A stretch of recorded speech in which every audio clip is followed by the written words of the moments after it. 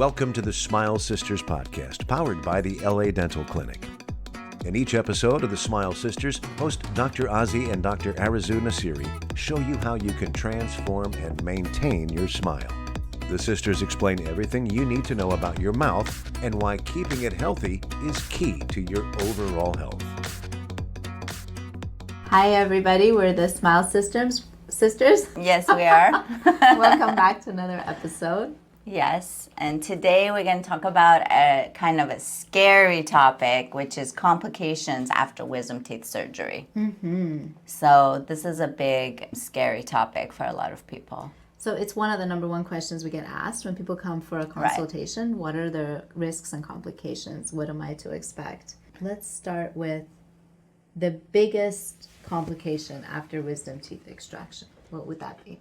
So let me just start by saying that whenever you get surgery anywhere in your body, there is always a risk of bleeding and infection. That's perfect for all surgeries. Mm-hmm. So in a wisdom tooth situation, the bleeding is pretty normal. Like in the first 24 hours, there might be some oozing or bleeding. But if your mouth is filling with blood, that's not normal. That means like a blood vessel or something is gushing blood out. Exactly. So that's a risk with any surgery, and also wisdom teeth surgery, because that's a surgery. Having a blood vessel cut, that is an immediate complication that arises. That is. So your dentist, after they take out your wisdom teeth, is not going to send you off if there's blood pouring out of your mouth. Yeah. Right? So but if you go home and if there's a little bit on a gauze when you take it out in the first 24, 48 hours, that's pretty normal. But if you're having to spit out blood, mouthfuls of blood, then you need to go back to your dentist. Totally. Yeah.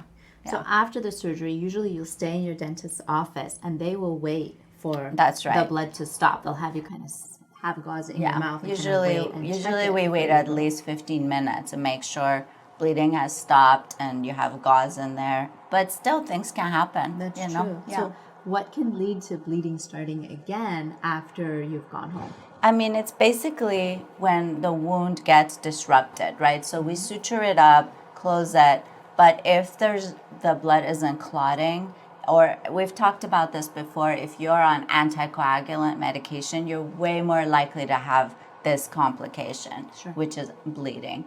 This is another thing, you have to plan it with your dentist and your medical doctor to make sure that this won't happen if you're having some major dental surgery. So, yeah, I mean, we try to stop it, we close it, but let's say your suture opens or, you bite into something and it severs something. You could start the bleeding, especially if you have these underlying medical conditions, because your body isn't able to clot the blood as fast. Yeah. So normal would be you go home with some gauze, you take it out. The first gauze is kind of red. You put a new gauze in there. That one's a little bit less red, maybe pink, and so on and so forth. Within a couple hours, your bleeding has pretty much stopped. But, when you go home and let's say you eat something, it might bleed a little. Again, that's normal because it's still a wound. I mean, it's a fresh cut wound. So as soon as you touch it, it's going to bleed a little bit. But the thing is, if your mouth is filling with blood and you're having to that's a problem. Yeah.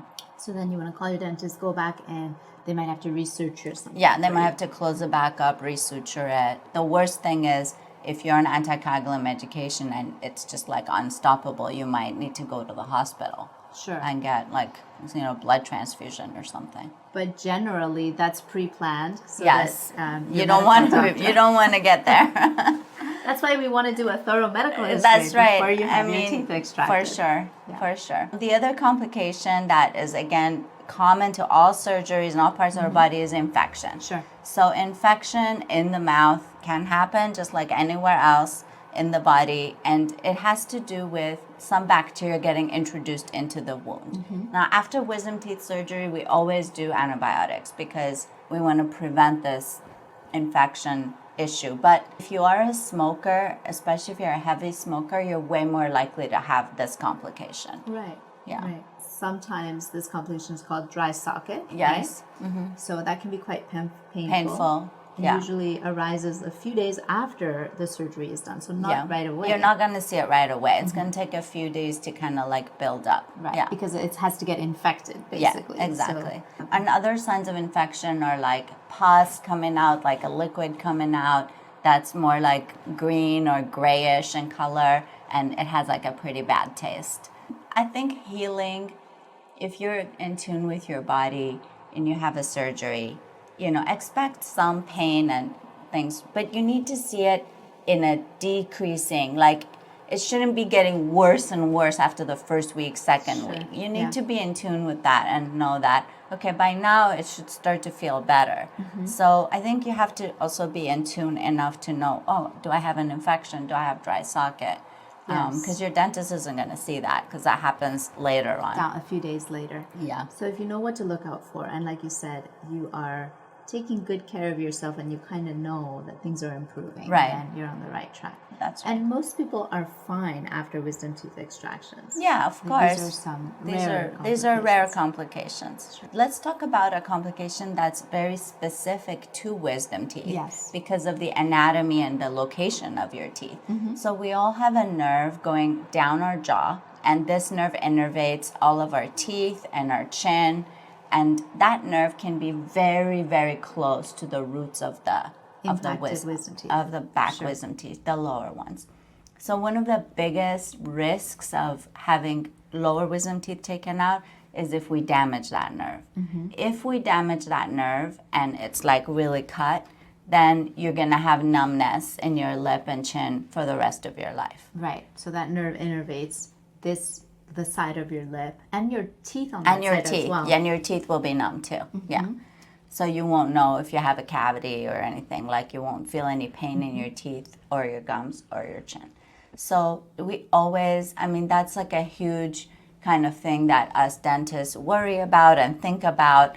Some of the things we do to mitigate this risk is, first of all, get a CT scan. A CT scan is like a type of x-ray where it shows not only just like a two-dimensional view, like a traditional x-ray, but it shows a three-dimensional view. So it creates like a little, I don't know how to say it, like a mock model of your jaw. Yeah. It gives you slices of it so you can see that tooth at every angle. That's right. And then you can see where the roots are, where the nerve is.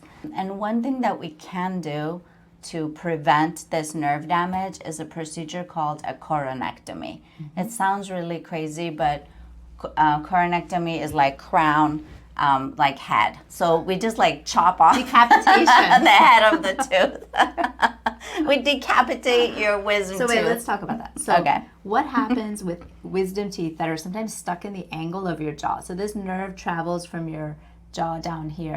It's in a canal inside your bone, actually. And so your teeth are sort of sitting above that usually. Yeah. But sometimes when your wisdom teeth are kind of in the angle of your jaw, where that nerve is descending down, the roots of that wisdom tooth can be sitting or wrapped sometimes around that nerve canal. And so if we are pulling that tooth out, we could potentially sever that nerve completely, which is bad because of numbness forever. Right. But the other thing that sometimes happens is we don't sever it, but that nerve gets inflamed. Yes. So let's talk about paresthesia and what that means. Okay, so paresthesia is basically, it's kind of like partial numbness or like that tingling sensation.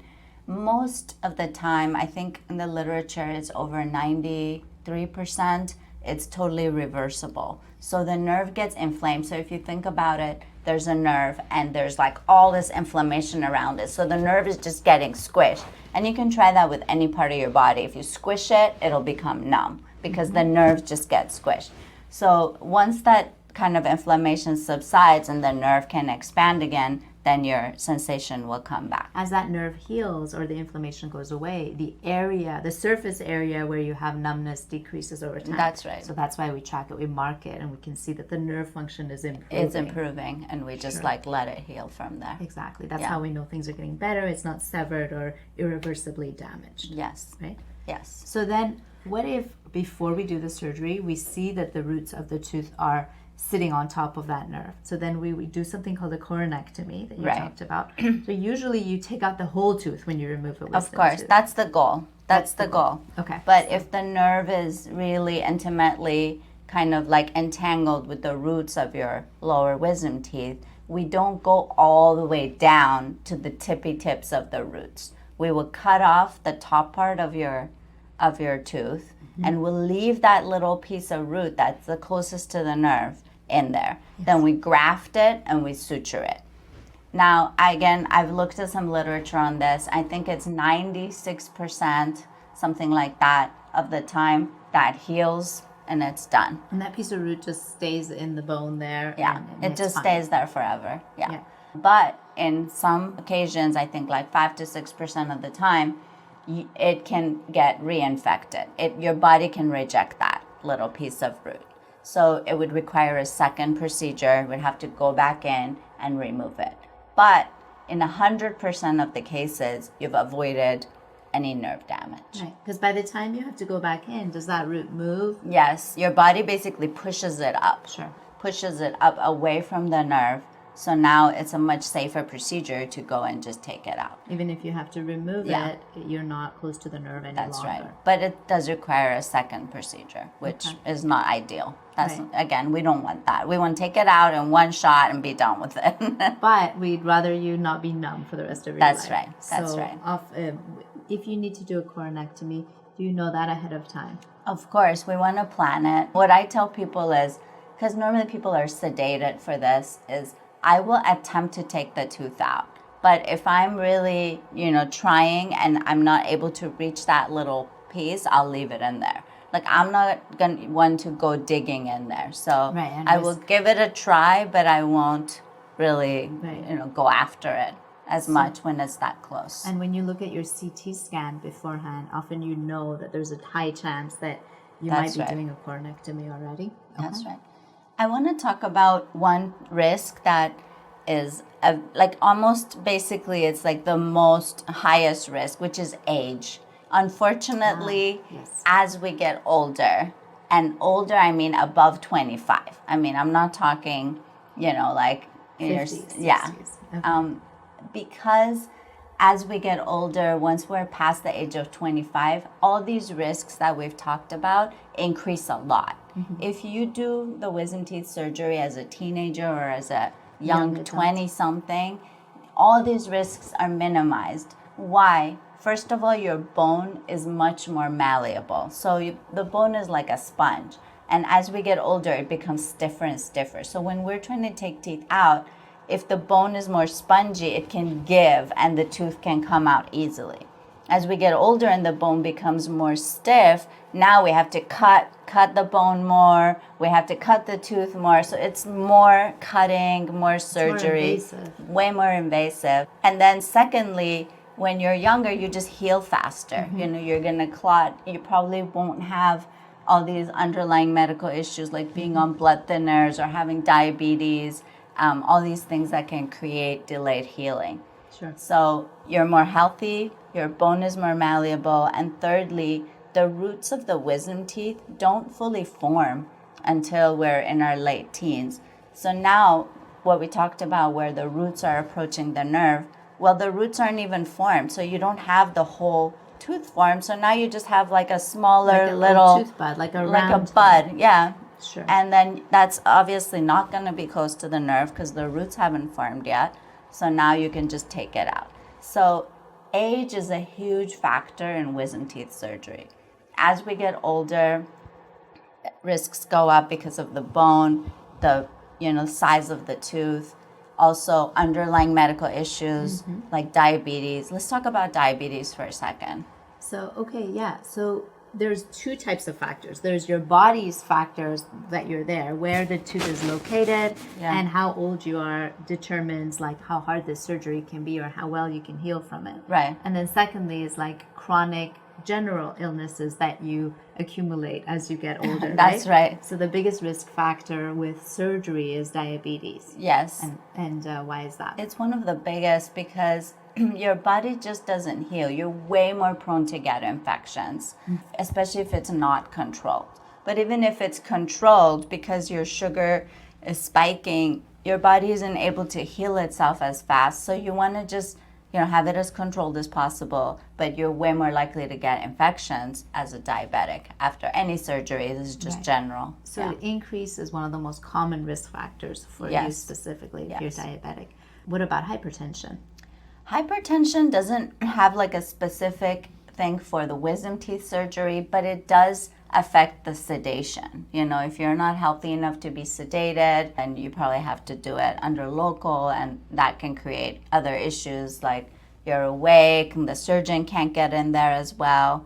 But all these underlying issues can create additional complications, especially if they're not controlled. Right. I mean, we've had patients that we've had to stop the surgery because their blood pressure is too high, and then they go and they realize they have hypertension. Right. And they just didn't even know about it. Right, because we are taking blood pressure before we do surgery. Yeah. And so often you're letting patients know that they have an undiagnosed underlying condition that needs treatment. That's very common. It's very common. People just don't know. And it just introduces all these other risks that, you don't want to necessarily incur just to have your wisdom teeth taken out. Exactly. So you definitely want to make sure that you're in good health, that you're seeing your medical doctor. Yeah. You want to make sure chronic illness under control. And also, let me just say, if you're an adult and you don't need to have your wisdom teeth taken out, do not take them out. There's no a reason to necessarily always take your wisdom teeth out. I think we did a whole other episode about this, but you don't have to take them out, okay? It's fine. Like if they're not causing any issues, you've had them for your whole life and they're okay, then do not take them out. This is an elective procedure. So we talked about chronic illness, we talked about lower wisdom teeth and the mandibular nerve. So what about upper wisdom teeth? Because there's some risk with those too, with the anatomy. You want to talk about that? Yeah, so the upper wisdom teeth, the risk with those is basically the sinus. It's really not as much of a risk as, the nerve damage, but one thing that can happen is the wisdom tooth can be really close to the sinus, and then when we take it out, we create an opening between the sinus and the floor and the mouth. So when you eat something, it goes up into your sinus and it'll come out of your nose.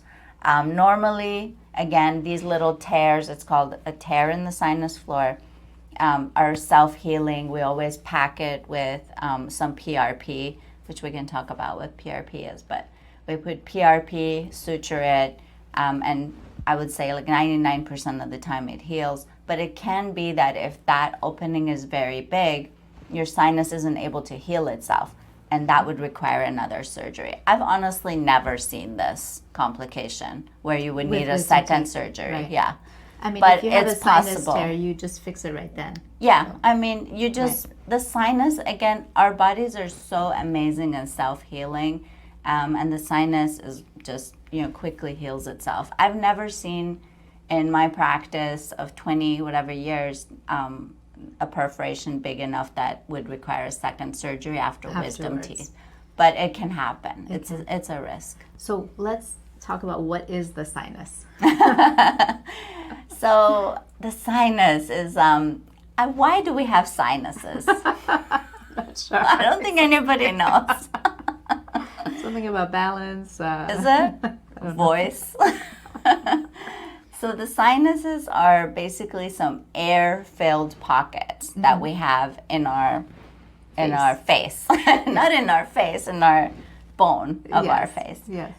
So two of them are right here, basically like where your cheeks are, and the roots of the upper teeth are very close, if not in that sinus. Right. So there's a layer of tissue between your sinus space and your teeth, but it can sometimes just be like a thin tissue. And bone. There's always some bone too. Bone. So there's a layer of bone and a layer of tissue. And the sinus tissue, we call it the sinus membrane, is like if you crack an egg and you have that little layer of that membrane before you pierce into that egg.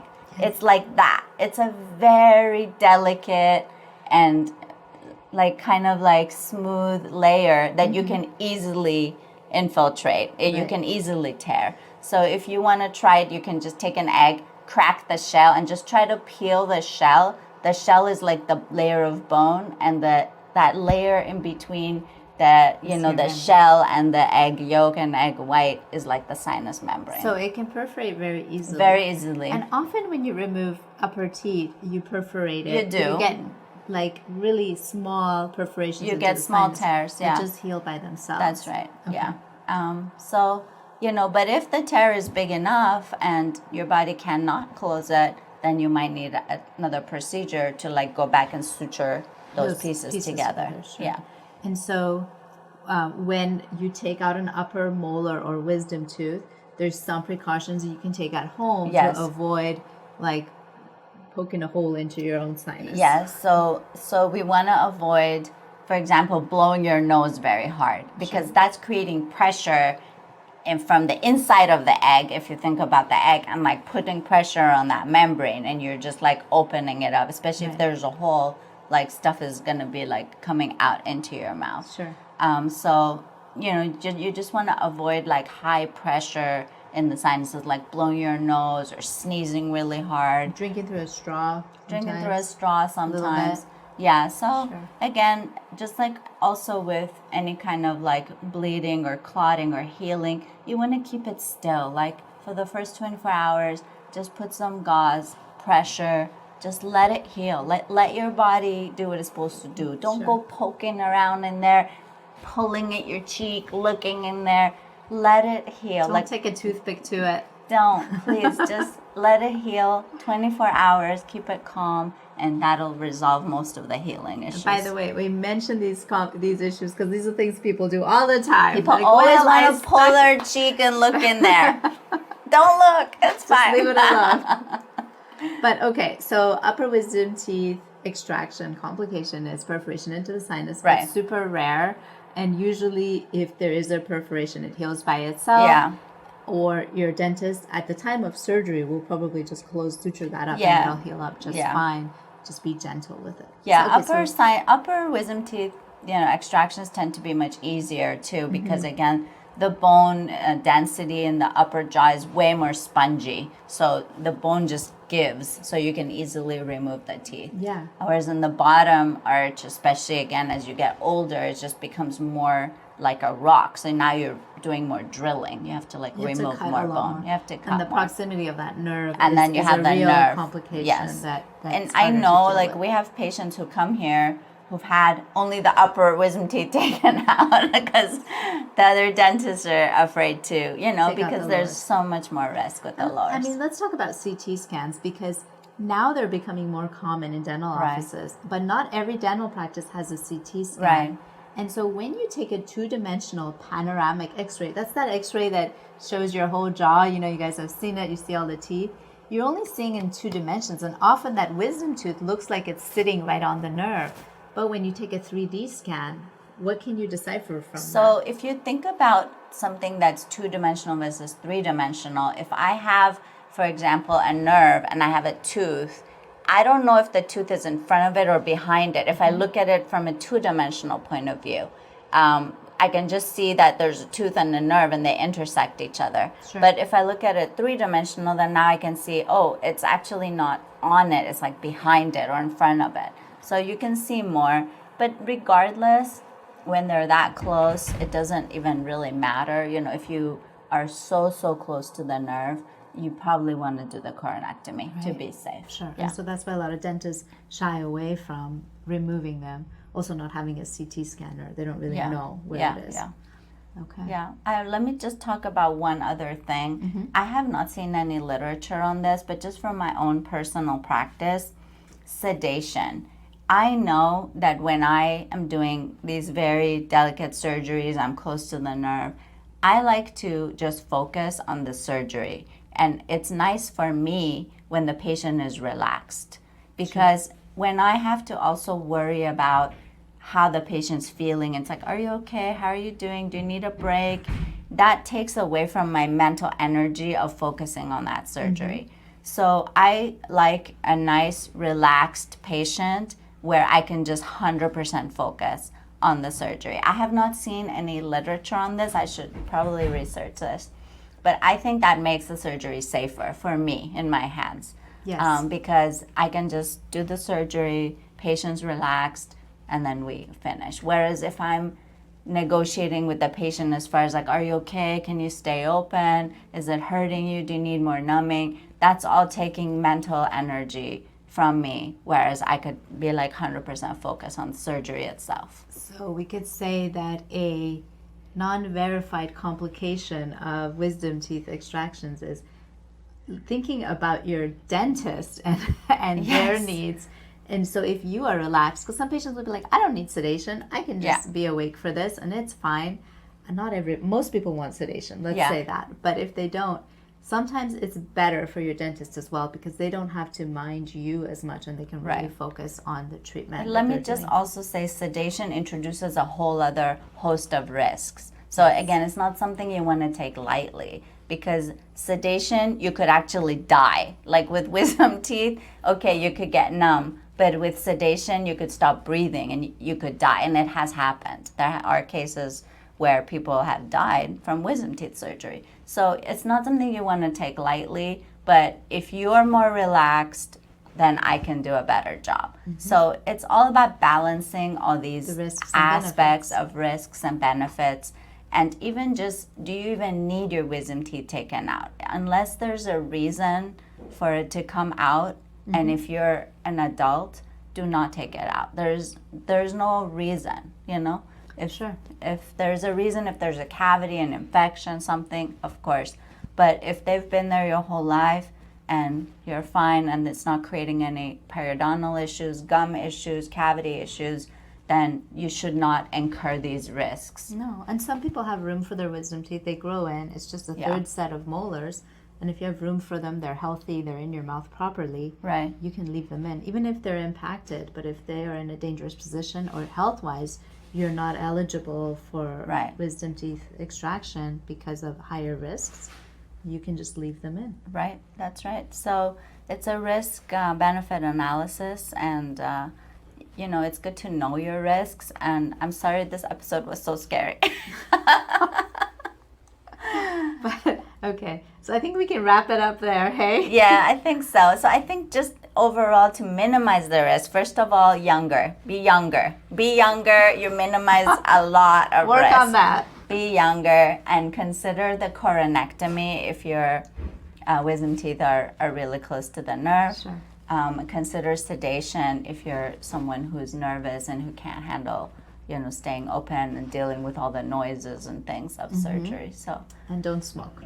Don't smoke and be healthy. Yes. Okay. All right. Well, on that note, we will see you next week. Okay. Bye. Bye. Thank you for listening to the Smile Sisters. If you found this episode helpful, subscribe and leave us a review. To book a free consultation, go to ladentalclinic.com.